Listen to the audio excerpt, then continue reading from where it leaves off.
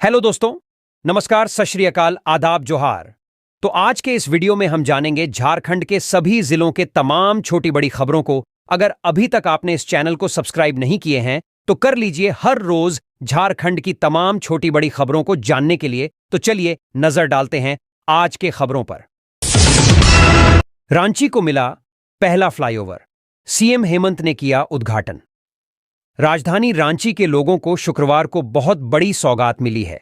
कोकर के शांतिनगर से बहु बाजार के पास योगदा सत्संग आश्रम तक बने फ्लाईओवर पर आवागमन शुरू हो गया है।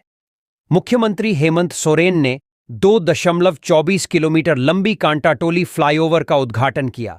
इस दौरान सीएम ने फ्लाईओवर से लोगों का अभिवादन किया। बता दें कि DRA Infracom private limited company ने कांटाटोली फ्लाईओवर का निर्माण किया है। कार्यक्रम के दौरान सीएम हेमंत सोरेन ने 2,471 करोड़ 90 लाख की 27 योजनाओं का शिलान्यास और 792 करोड़ 10 लाख की 4 योजनाओं का उद्घाटन भी किया। बाढ़ ने काटा साहिबगंज से गोड्डा का कनेक्शन। साहिबगंज जिला में बारिश और बाढ़ से जनजीवन प्रभावित है। गंगा नदी शुक्रवार को खतरे के निशान से ऊपर बह रही है।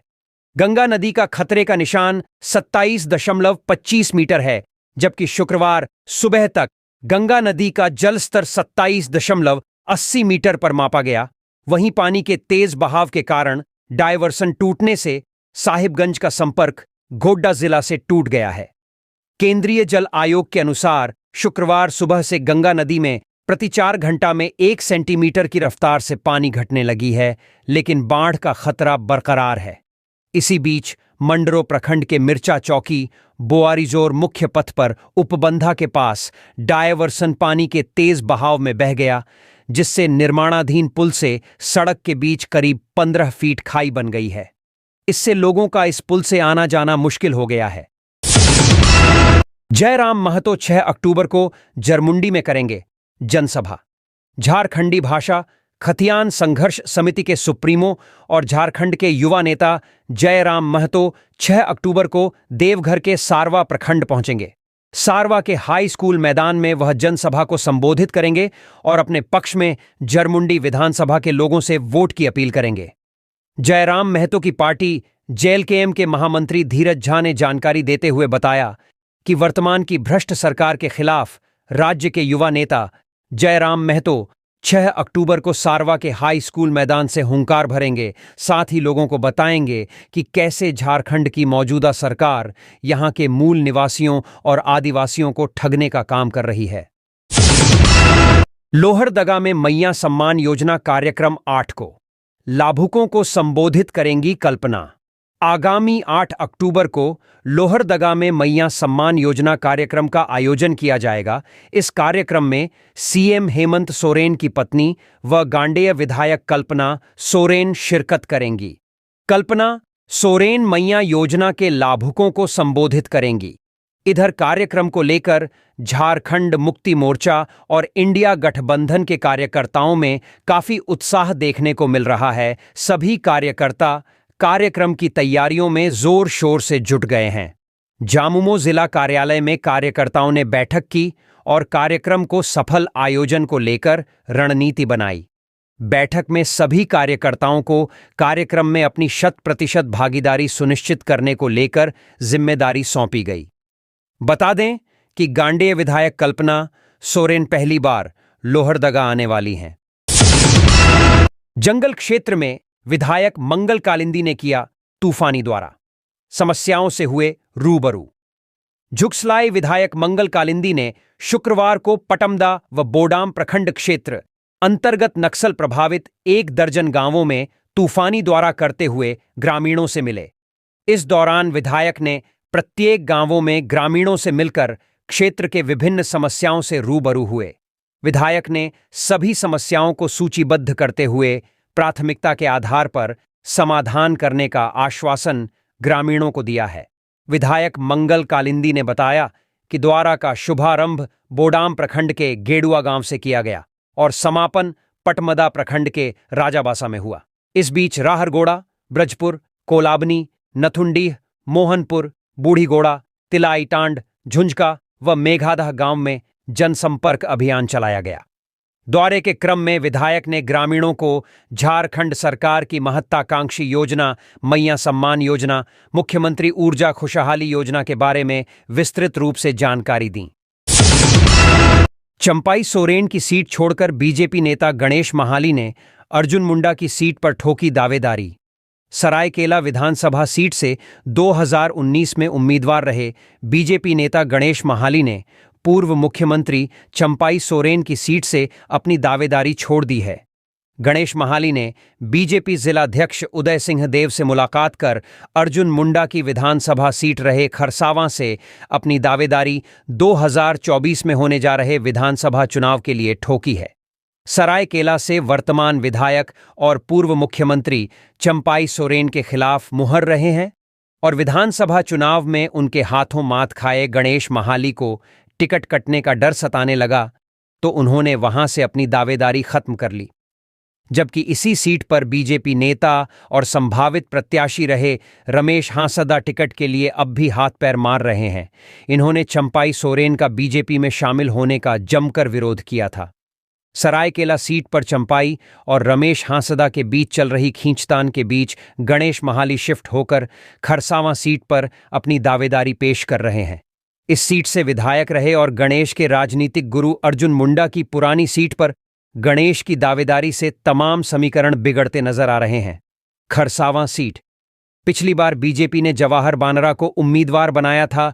इस बार इस सीट से एक बार फिर अर्जुन मुंडा के चुनाव लड़ने की चर्चा है। इस बीच गणेश की दावेदारी ने राजनीतिक सस्पेंस बना दिया है। गणेश क्या इस सीट पर अपने गुरु अर्जुन मुंडा की जगह चुनाव लड़ेंगे और भविष्य में जरूरत पड़ने पर उनके लिए सीट छोड़ देंगे, जैसा कभी मंगल सिंह सोय ने किया था, जिन्होंने अर्जुन मुंडा के लिए खरसावां सीट से इस्तीफा दे दिया था और उन्हें विधानसभा भेजा था। गणेश महाली के इस दांव ने राजनीतिक हलचल जरूर बढ़ा दी है। जमशेदपुर पश्चिम सीट से चुनाव लड़ेंगे बाबर खान, एआईएमआईएम में हुए शामिल। एआईएमआईएम के प्रदेश अध्यक्ष मोहम्मद शाकिर ने जेएमएम से बगावत करने वाले बाबर खान को पार्टी की सदस्यता दिलाई। एआईएमआईएम के प्रदेश अध्यक्ष ने बताया कि बाबर खान जमशेदपुर पश्चिम विधानसभा क्षेत्र से पार्टी के प्रत्याशी होंगे। इसकी घोषणा पार्टी के सुप्रीमो करेंगे। उन्होंने बताया कि पार्टी सुप्रीमो असदुद्दीन ओवैसी झारखंड में संथाल से चुनावी सभा की शुरुआत करेंगे। जमशेदपुर दौरे पर आए एआईएमआईएम के प्रदेश अध्यक्ष मोहम्मद शाकिर मानगो में आयोजित एक कार्यक्रम में शामिल हुए। इस दौरान एआईएमआईएम के प्रदेश अध्यक्ष मोहम्मद शाकिर ने बाबर खान को पार्टी की सदस्यता दिलाई। दरअसल जेएमएम से नाता तोड़ने वाले बाबर खान ने कहा था कि जेएमएम अब गुरु शिबू सोरेन वाली पार्टी नहीं रही। यहां मुस्लिमों को वोट बैंक के लिए इस्तेमाल किया जाता है। पुराने कार्यकर्ता नेता का सम्मान नहीं करते हैं। इधर एआईएमआईएम में शामिल होने के बाद बाबर खान ने कहा कि पार्टी की विचारधारा के साथ जनता के बीच जाएंगे। उन्होंने जमशेदपुर पश्चिम विधानसभा क्षेत्र से चुनाव लड़ने की बात कही है। साथ ही कहा कि फैसला अब पार्टी सुप्रीमो को करना है। झारखंड में एनडीए का सीट शेयरिंग फाइनल हो चुकी है।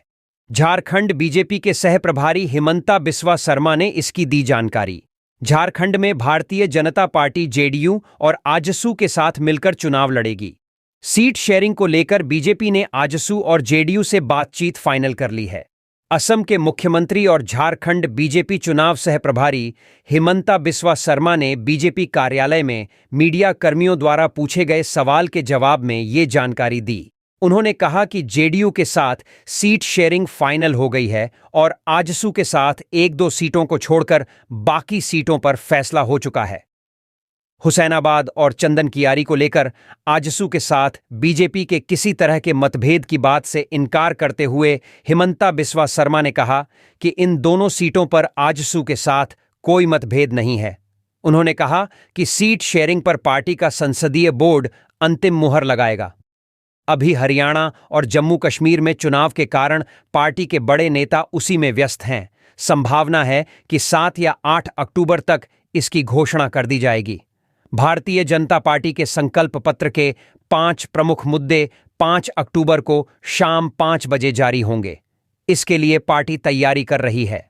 असम के मुख्यमंत्री और झारखंड विधानसभा चुनाव के सहप्रभारी हिमंता बिस्वा शर्मा ने कहा कि पार्टी की ओर से अंतिम संकल्प पत्र बाद में जारी किया जाएगा, लेकिन 5 प्रमुख मुद्दे शनिवार को शाम 5 बजे जारी किए जाएंगे। जरमुंडी विधानसभा के मुस्लिमों की मांग, पशोपेश में राजनीतिक पार्टियां। जरमुंडी विधानसभा क्षेत्र के मुस्लिम समुदाय के लोगों ने इंडिया गठबंधन से मुस्लिम कैंडिडेट देने की मांग की है।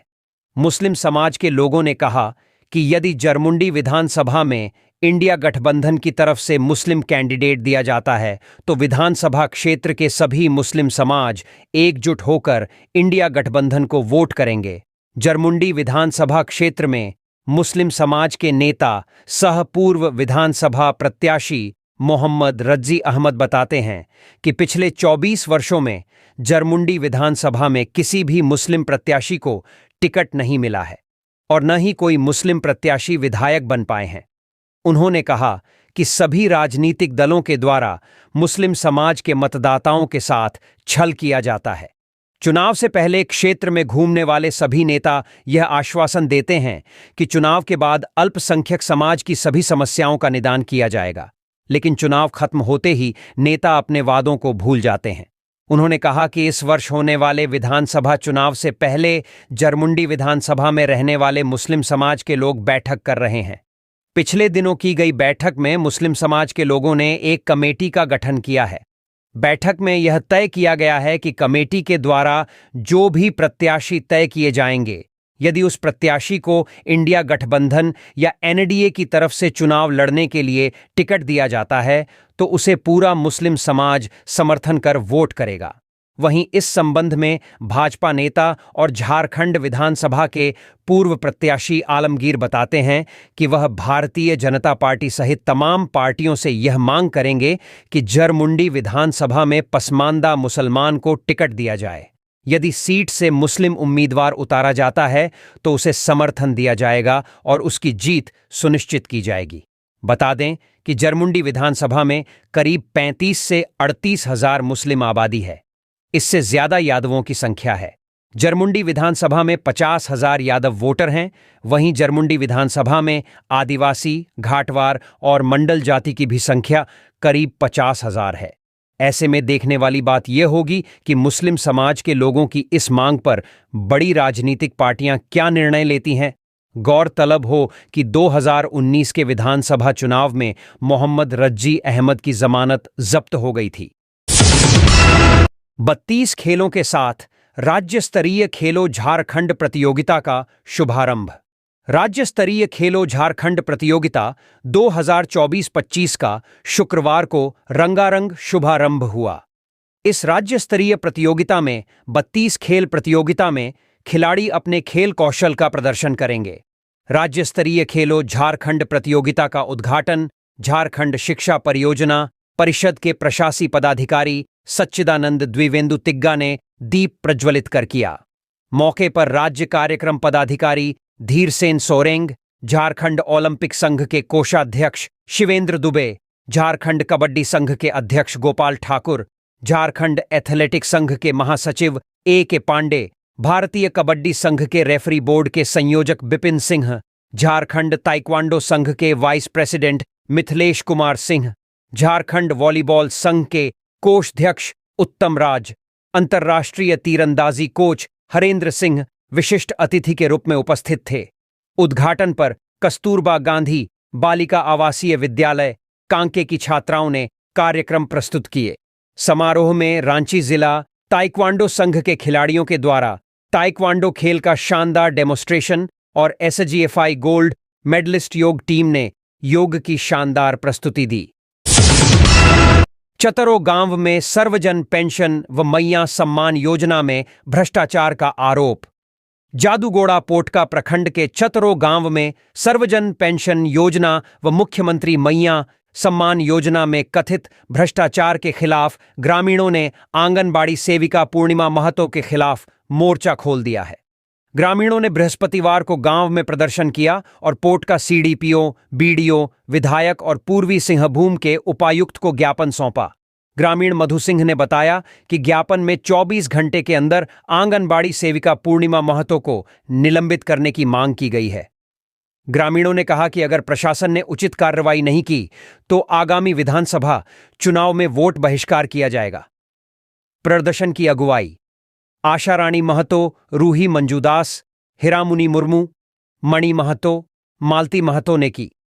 उन्होंने आरोप लगाया कि सर्वजन पेंशन योजना की पहली किस्त अगस्त में 5,000 रुपये की मिली, जिसमें पेंशन दिलाने नाम पर 1,000 रुपया आंगनबाड़ी सेविका पूर्णिमा महतो ने वसूली और अब 1,500 रुपया और देने के लिए दबाव बना रही है। इसी तरह मुख्यमंत्री मैया सम्मान योजना में मिले 1,000 रुपये में से 500 रुपया स्वीकृत पत्र देने के नाम पर लिया गया। अब ग्रामीणों ने इसके खिलाफ मोर्चा खोल दिया है। 1 लाख रुपए का इनामी माओवादी गिरफ्तार। लातेहार पुलिस ने एक और सफलता हासिल की है। एसपी कुमार गौरव को मिली सूचना के आधार पर पुलिस ने भाकपा माओवादी के 1 लाख रुपए के इनामी माओवादी गुलशन उरांव उर्फ फूलचंद उरांव, पिता नेहरू राम, ग्राम हाटा कुमंडीह, मनिका को गिरफ्तार किया है। एसपी कार्यालय के सभागार में आयोजित एक प्रेस वार्ता में एसडीपीओ बरवाड़ी भरतराम ने बताया कि 3 अक्टूबर को एसपी को सूचना मिली थी कि माओवादी गुलशन उरांव उर्फ फूलचंद उरांव कुमांडीह रेलवे स्टेशन के आसपास घूमते हुए देखा गया है। सूचना के सत्यापन एवं आवश्यक कार्रवाई के लिए एसडीपीओ बरवाड़ीह के नेतृत्व में छापेमारी दल का गठन किया गया। छापेमारी कुमंडीह रेलवे स्टेशन पर गुप्त तरीके से रेकी कर की गई। छापेमारी में गुलशन उरांव उर्फ फूलचंद उरांव को पुलिस ने गिरफ्तार किया। एसडीपीओ ने बताया कि फूलचंद उरांव भाकपा माओवादी का प्रमुख सदस्य रहा है। सरकार ने इस पर 1 लाख रुपए का इनाम घोषित किया है। उस पर बारेसांड थाना में मामला दर्ज है। ये लातेहार जिले की विभिन्न कंपनियों से लेवी लेने और धमकाने का काम करता था। यह गोली चलाने में माहिर है और कई वर्षों से फरार चल रहा था। छापेमारी दल में पुअने सहमणिका थाना प्रभारी शशि कुमार, आरक्षी रूपेश कुमार सिंह व उदित कुमार तथा तकनीकी शाखा के अधिकारी व जवान शामिल थे। 21 खेल के 529 खिलाड़ियों के बीच बांटा गया 4 करोड़ 3 लाख का कैश अवार्ड। झारखंड खेल विभाग की ओर से शुक्रवार को डोरंडा के शौर्य सभागार में खिलाड़ी का सम्मान नकद पुरस्कार राशि वितरण कार्यक्रम का आयोजन किया गया। समारोह के मुख्य अतिथि खेल मंत्री मिथिलेश ठाकुर, खेल सचिव मनोज कुमार, खेल निदेशक संदीप कुमार ने खिलाड़ियों के बीच इनामी राशि का वितरण किया। इस समारोह में 21 खेलों में पदक जीतने वाले 529 खिलाड़ियों के बीच इनामी राशि का वितरण किया गया। खिलाड़ियों के बीच 4,3290 करोड़ रुपए की इनामी राशि का वितरण हुआ। दीपिका कुमारी, अंकित भक्त, नारायण महतो, सिंपा मिंज को 7-7 लाख रुपए की राशि दी गई। मौके पर खेल मंत्री ने झारखंड खेल प्राधिकरण के नए वेबसाइट का अनावरण भी किया। खेल मंत्री ने अपने संबोधन में खिलाड़ियों को हमेशा मदद करने की बात कही। उन्होंने कहा कि विभाग लगातार यह प्रयास कर रहा है कि खिलाड़ियों को बेहतर सुविधाएं मिले, उन्हें समय पर खेल उपकरण और इनामी राशि का वितरण हो पाए। उन्होंने कहा कि मुख्यमंत्री हेमंत सोरेन खेल के विकास को लेकर प्रतिबद्ध हैं और वह हमेशा खिलाड़ियों के लिए बातें करते हैं। मौके पर रांची डीएसओ शिवेंद्र कुमार, रूपा रानी, खेल विभाग के अधिकारी, स्पोर्टर्स कोऑर्डिनेटर समेत सभी कर्मचारी और खिलाड़ी मौजूद रहे। चुनाव आयोग का रांची डीसी के खिलाफ कार्रवाई का आदेश। चुनाव आयोग ने मंजूनाथ भजंत्री को रांची डीसी बनाए जाने को लेकर मुख्य सचिव को पत्र लिखा है। आयोग ने मंजूनाथ भजंत्री को रांची डीसी बनाए जाने के फैसले को हाई कोर्ट के आदेश का उल्लंघन बताया है। भारतीय निर्वाचन आयोग ने अपने पत्र में मुख्य सचिव को 6 दिसंबर 2021 के आदेश का अनुपालन करने का कहा है, जिसमें उसने देवघर के तत्कालीन डीसी मंजूनाथ भजंत्री को पद से हटाने, विभागीय कार्यवाही करने और आयोग की अनुमति के बिना चुनाव कार्य से जुड़े पद पर पदस्थापित नहीं करने का आदेश दिया था। साथ ही आयोग ने मुख्य सचिव को 15 दिनों में कार्रवाई रिपोर्ट आयोग को भेजने का आदेश दिया है। दरअसल मधुपुर उपचुनाव में तत्कालीन डीसी ने आयोग के वोटर टर्न आउट ऐप और प्रेस कॉन्फ्रेंस में अलग अलग आंकड़ा पेश करने को लेकर चुनाव आयोग ने 6 दिसंबर 2021 को मंजुनाथ भजंत्री को उपायुक्त के पद से हटाने का आदेश दिया था। मंजुनाथ भजंत्री ने आयोग के आदेश को चुनौती देते हुए हाईकोर्ट में याचिका दायर की थी। मंजुनाथ भजंत्री ने अपनी याचिका में चुनाव आयोग के आदेश को नियम के विरुद्ध बताया था। सिंगल बेंच ने भजंत्री की याचिका को स्वीकार कर ली। इसके बाद आयोग ने सिंगल बेंच के फैसले के खिलाफ हाईकोर्ट में एलपीए दायर की। हाईकोर्ट ने सुनवाई के बाद 30 सितंबर 2024 को अपना फैसला सुनाया और चुनाव आयोग के आदेश को सही करार दिया। न्यायालय ने अपने आदेश में कहा था कि आयोग का आदेश नहीं मानना संविधान के मूल ढांचे पर प्रहार करने जैसा है। उसका निर्देश मानना राज्य के लिए बाध्यकारी है। चुनाव आयोग ने अपने पत्र में लिखा है कि मधुपुर उपचुनाव में तत्कालीन डीसी ने आयोग के वोटर टर्न आउट ऐप और प्रेस कॉन्फ्रेंस में अलग अलग आंकड़ा पेश करने की वजह से उन्हें 26 अप्रैल 2021 को उपायुक्त के पद से हटा दिया गया था।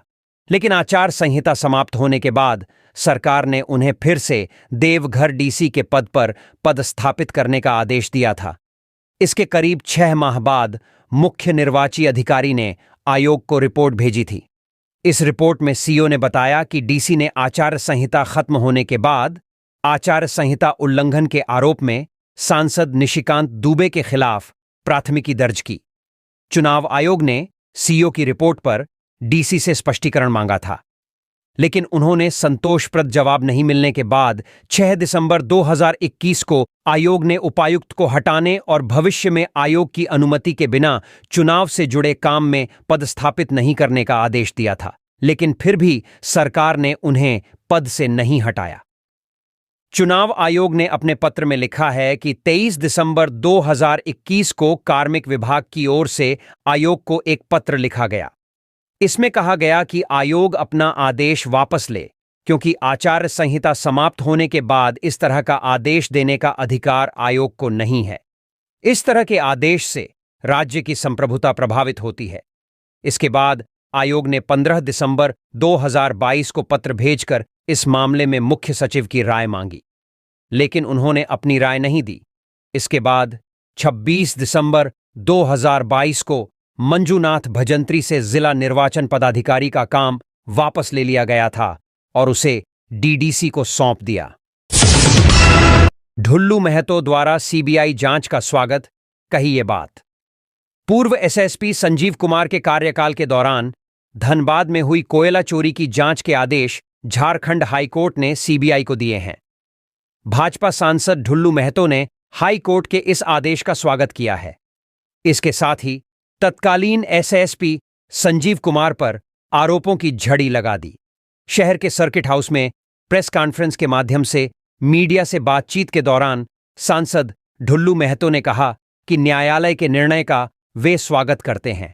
उन्होंने धनबाद के पूर्व एसएसपी संजीव कुमार पर आरोपों की भी झड़ी लगाई।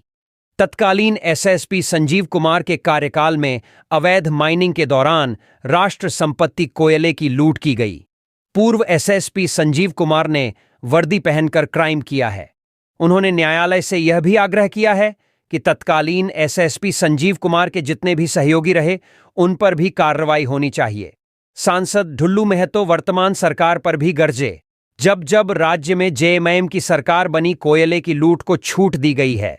सांसद ढुल्लू महतो ने कहा कि संजीव कुमार के एसएसपी के कार्यकाल के दौरान अवैध उत्खनन के दौरान कई हादसे हुए हैं, जिसमें हजारों आदिवासी महिला और पुरुष की दबकर मौत हो गई।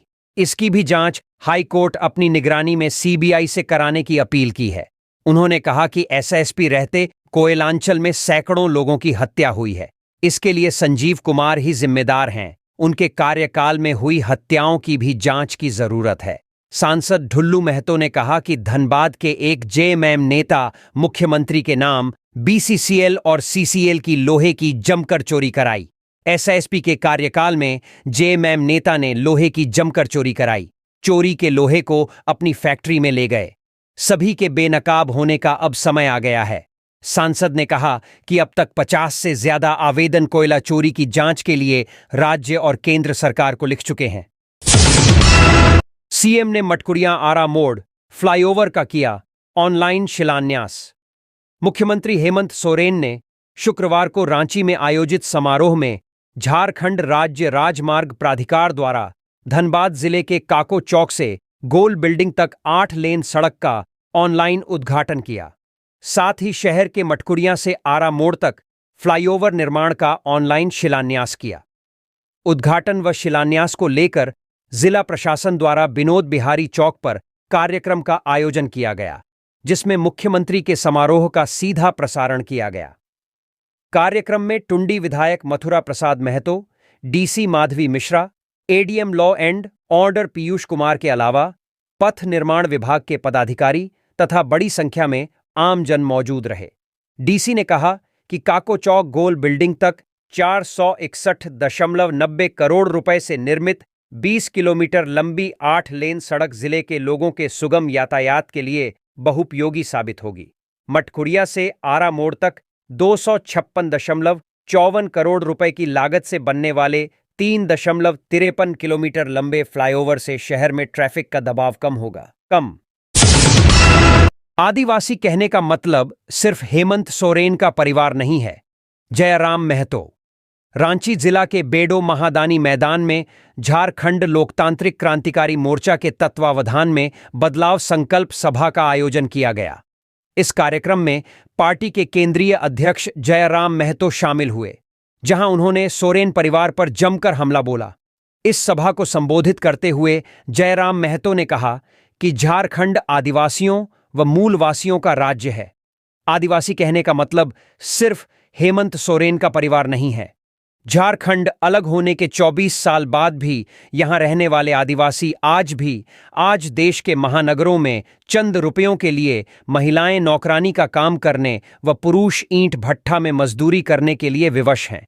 उन्होंने कहा कि मुख्यमंत्री मैया सम्मान योजना बेटी बहन को 1000 रुपए देकर ठगने का काम कर रही है। उन्होंने ऐलान किया कि अगर राज्य में उनकी सरकार आई तो मैया और भैया दोनों को सम्मान मिलेगा। उन्होंने झारखंड में 1932 की खतियान लागू करने और क्षेत्रीय भाषा को आधार बनाने की बात कही। इसके अलावा जयराम महतो ने सभा स्थल पर ही जेलकेम से मांडर विधानसभा सीट से गुना भगत को प्रत्याशी बनाए जाने की घोषणा की।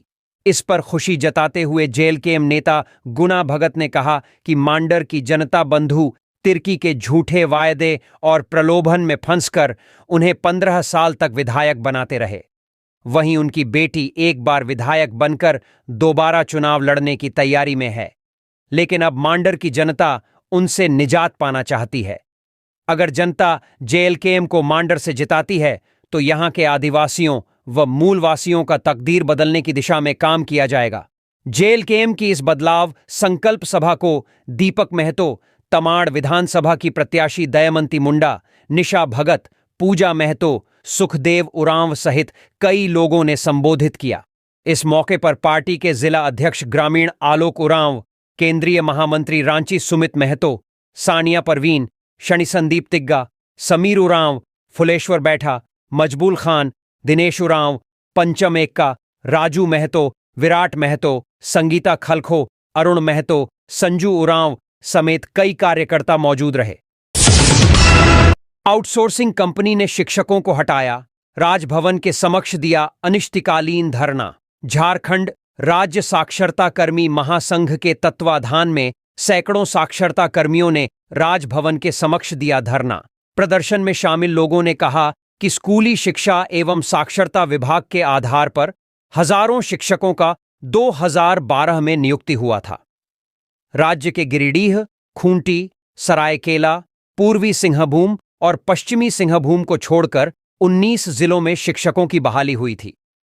गुमला जिला के अलख नारायण सिंह ने कहा कि 15 साल से अधिक उम्र के निरक्षर लोगों को साक्षर करने का काम किया। अब ये काम को आउटसोर्सिंग कंपनी को ठेका दे दिया और 2018 में सभी शिक्षकों को हटा दिया। इससे राज्य के सभी शिक्षक बेरोजगार हो गए। सभी शिक्षक ग्रामीण क्षेत्रों में पढ़ाते थे। निरक्षर लोगों को साक्षर बनाया। जिला से प्रखंड स्तर तक जन जागरूकता लाई गई। इसमें जिला कार्यक्रम प्रबंधक डीपीएम में 96 शिक्षक को रखा गया था। प्रखंड कार्यक्रम प्रबंधक बीपीएम में 6000 शिक्षक को शामिल किया गया। प्रेरक के रूप में एक महिला और पुरुष को प्रोत्साहन के लिए नियुक्त किया गया था। बेनागढ़िया हाई स्कूल की छात्राओं को मिली साइकिल। धनबाद के निरसा बेनागढ़िया उच्च विद्यालय में कक्षा 8 और 9 में पढ़ रहीं 9 छात्राओं के बीच शुक्रवार को साइकिल का वितरण किया गया। प्रिंसिपल सुनील कुमार मंडल ने छात्राओं को साइकिल सौंपी। साइकिल पाकर छात्राओं के चेहरे पर खुशी स्पष्ट दिख रही थी। छात्राओं ने कहा कि अब वो और बेहतर तरीके से पढ़ पाएंगी, समय पर स्कूल पहुंचेंगी। उन्हें काफी दूर का रास्ता तय कर स्कूल आना पड़ता था। साइकिल मिल जाने से अब स्कूल आने जाने में दिक्कत का सामना नहीं करना पड़ेगा। प्राचार्य सुनील कुमार मंडल ने कहा कि विभाग के तरफ से 9 छात्राओं के बीच साइकिल का वितरण किया गया है। ठेका कंपनी मजदूरों को नहीं दे रही ओवरटाइम का पैसा। चाईबासा उलीझरी गांव में बन रहे मेडिकल कॉलेज में काम करने वाले मजदूरों की शुक्रवार को बैठक हुई। बैठक में मजदूरों ने कहा कि ठेका कंपनी 8 से 10 घंटे काम ले रही है, लेकिन ओवरटाइम का पैसा नहीं दे रही है। पीएफ भी नहीं काटा जा रहा है। इसके अलावा बाहरी मजदूर बहुत ज्यादा काम कर रहे हैं। दूसरी ओर सरकार 75% लोगों को रोजगार देने का घोषणा की है, लेकिन इसका अनुपालन नहीं किया जा रहा है। जॉन मिरण मुंडा ने कहा कि मजदूरों का हक नहीं मारना चाहिए, लेकिन सरकार इस पर मौन है। सरकार मजदूरों का पलायन रोकने को लेकर गंभीर नहीं है। इसके लिए श्रम विभाग को लिखा जाएगा, लेकिन वर्तमान में विधायक दीपक बिरुआ मंत्री के पद पर रहकर भी जिला में मजदूरों को लेकर काम नहीं कर रहे हैं। आगामी विधानसभा चुनाव में मजदूर इसका जवाब देंगे। डीसी ने जनता दरबार में सुनी लोगों की फरियाद। हजारीबाग उपायुक्त नैन्सी सहाय ने शुक्रवार को समाहरणालय स्थित अपने कार्यालय कक्ष में जनता दरबार का आयोजन किया। इसमें जिले के विभिन्न प्रखंडों से पहुंचे ग्रामीणों ने उपायुक्त को समस्याओं से अवगत कराते हुए समाधान करने का अनुरोध किया। उपायुक्त ने संबंधित अधिकारियों को आवेदन अग्रसारित करते हुए निर्धारित समय सीमा में निष्पादन करने का निर्देश दिया। जनता दरबार में जगदीशपुर पंचायत के रहने वाले दिव्यांग दिलीप सिंह और नवादा पोस्ट के ग्राम चरणखिया निवासी दिव्यांग जुगेश्वर मिस्त्री ने उपायुक्त से ट्राईसाइकिल उपलब्ध कराने का अनुरोध किया। पद्मा प्रखंड के संतोष भुइयां ने उपायुक्त से वन अधिकार पट्टा का लाभ देने का अनुरोध किया। कोर्रा थाना क्षेत्र के कानेश्वर यादव और कटकमसांडी थाना क्षेत्र के ओम प्रकाश ठाकुर ने उपायुक्त से किसी अन्य व्यक्ति द्वारा जबरन जमीन पर कब्जा करने की शिकायत की गई।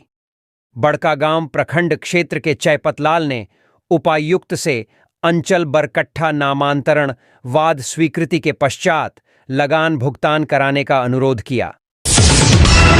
वार्ड सदस्यों ने मुखिया के खिलाफ खोला मोर्चा।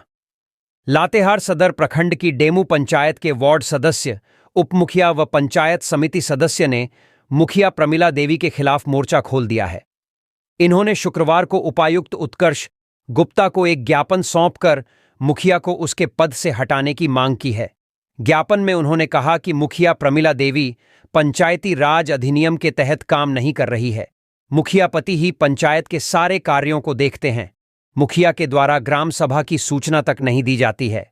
मनमाने तरीके से कार्यकारिणी सदस्यों को बिना बताए ही योजनाओं का चयन किया जाता है। पंचायत सचिवालय की मरम्मत का पैसा आने के बाद भी मरम्मत का कार्य नहीं किया गया। बनवारी सिंह और गोपाल सिंह के कूप निर्माण में फर्जी तरीके से सरकारी राशि की निकासी कर ली गई। जानकारी मांगने पर पंचायत समिति सदस्य व अन्य ग्रामीणों के साथ अभद्र भाषा का प्रयोग करते हैं। रविंद्र उरांव के घर से रोड तक पीसीसी पथ निर्माण की स्वीकृति हुई है, मगर मुखिया द्वारा कार्यादेश रिश्वत के चलते नहीं दिया गया। ग्रामीणों ने आरोप लगाया कि फुलकुमारी उरांव का आम बागवानी को स्वीकृति करने के एवज में 2500 रुपये रिश्वत मुखिया ने ली। इस संबंध में बीडीओ मनोज कुमार तिवारी ने कहा कि आवेदन प्राप्त हुआ है, जांच कर कार्रवाई की जाएगी। बंटी बबली की तरह झारखंड को लूट रहे हेमंत और कल्पना सोरेन, अमर बाउरी। हेमंत सोरेन सरकार और उनकी पत्नी कल्पना सोरेन झारखंड को लूट रही हैं। यह बात नेता प्रतिपक्ष अमर कुमार बाउरी ने चांडिल में आयोजित भाजपा के विशाल समारोह में कही। अमर कुमार बाउरी ने कहा कि चुनाव से पहले हेमंत सोरेन ने बेरोजगारी भत्ता, 5 लाख नौकरी समेत कई वादे किए थे। उन्होंने यह भी कहा था कि अगर ये वादे पूरे नहीं हुए तो वे राजनीति से संन्यास ले लेंगे। लेकिन आज स्थिति यह है कि उन्होंने न तो बेरोजगारी भत्ता दिया, न नौकरी दी और न ही राजनीति से संन्यास लिया। उन्होंने कहा कि उल्टे जेल से बाहर आने के बाद बंटी और बबली दोनों मिलकर 1 सप्ताह के अंदर चंपाई सोरेन को मुख्यमंत्री पद से हटाकर झारखंड को लूट रहे हैं। नेता प्रतिपक्ष ने कहा कि हेमंत सोरेन ने परीक्षा के दौरान कदाचार रोकने के लिए नहीं, बल्कि कदाचार की आवाज लोगों तक न पहुंचे, इसके लिए 2 दिनों तक इंटरनेट बंद रखा। इस अवसर पर पूर्व मुख्यमंत्री चंपाई सोरेन ने कहा कि जिस पार्टी को हमने खून पसीना एक कर सींचा और जिस उद्देश्य से पार्टी को सुरक्षित रखा, आज उस पार्टी में ऐसी बातें नहीं होती। उन्होंने कहा कि कांग्रेस पार्टी ने कभी यहां के आदिवासियों और मूलवासियों के दर्द को समझने की कोशिश नहीं की, सिर्फ उनकी आवाज को दबाने का प्रयास किया। जब भाजपा की सरकार बनी तब उन्हें आदिवासियों और मूलवासियों का दर्द समझ में आया। इस अवसर पर पूर्व केंद्रीय मंत्री अर्जुन मुंडा ने कहा कि जिस उद्देश्य से झारखंड का निर्माण हुआ था वह उद्देश्यहीन हो गया है। वर्तमान में झारखंड लुटेरों के हाथों में चला गया है। इस दौरान अर्जुन मुंडा ने राकेश वर्मा और पप्पू वर्मा का आभार जताते हुए कहा कि वे दोनों आज अपने 15 से 20 हजार कार्यकर्ताओं के साथ भाजपा में शामिल हुए हैं। इस अवसर पर जमशेदपुर के सांसद विद्युतवरण महतो, पूर्व विधायक अरविंद कुमार सिंह, भाजपा नेता सारथी महतो, विनोद राय, विधानसभा चुनाव प्रभारी के गुप्ता, बानू सिंह आदि मुख्य रूप से मौजूद थे। हाल ही में झारखंड मुक्ति मोर्चा के केंद्रीय सदस्य पप्पू वर्मा ने पार्टी से इस्तीफा दे दिया था। शुक्रवार को वे अपने 15 से 20 हजार कार्यकर्ताओं के साथ भाजपा में शामिल हो गए। इस दौरान उन्होंने कहा कि उन्होंने ईचागढ़ विधानसभा में झारखंड मुक्ति मोर्चा को पोषित और विकसित करने का काम किया था, लेकिन भाई भतीजा विवाद के कारण उन्होंने झारखंड मुक्ति मोर्चा छोड़ दिया। तो ये थी आज की कुछ मुख्य बड़ी खबरें। जुड़े रहे इस चैनल के साथ। ऐसे ही आपको इस चैनल के माध्यम से झारखंड की तमाम छोटी बड़ी खबरों का अपडेट मिलता रहेगा। अब हमको इजाजत दीजिए। जोहार।